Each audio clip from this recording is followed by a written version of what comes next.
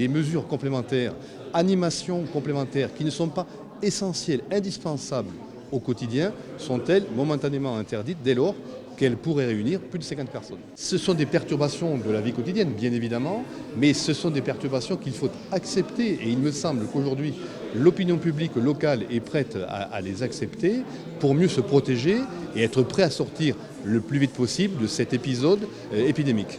Nous nous sommes mis en ordre de marche pour permettre de déployer le plus grand nombre de capacités de réanimation.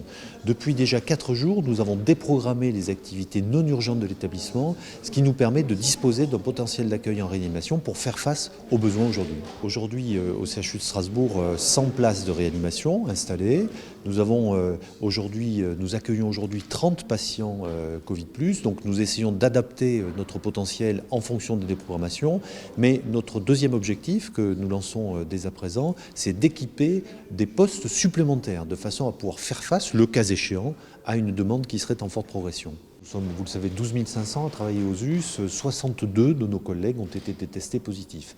Aujourd'hui, nous adoptons une mesure simple qui est celle de la mise à l'éloignement par rapport à la situation de travail pour les personnels testés de façon positive, et nous adoptons surtout des mesures barrières pour leurs collègues qui auraient été en contact direct avec ces personnels. C'est le port du masque, c'est l'autosurveillance évidemment accélérée. Cela nous permet pour l'instant de contenir dans des zones qui sont à peu près identifiées, nous avons 3 à 4 clusters sur l'établissement, la contamination de nos personnels. Donc on est à des niveaux de contrôle pour l'instant par rapport à ce phénomène. Ce ne sont pas les lieux où arrivent les patients qui sont testés? Pas du tout.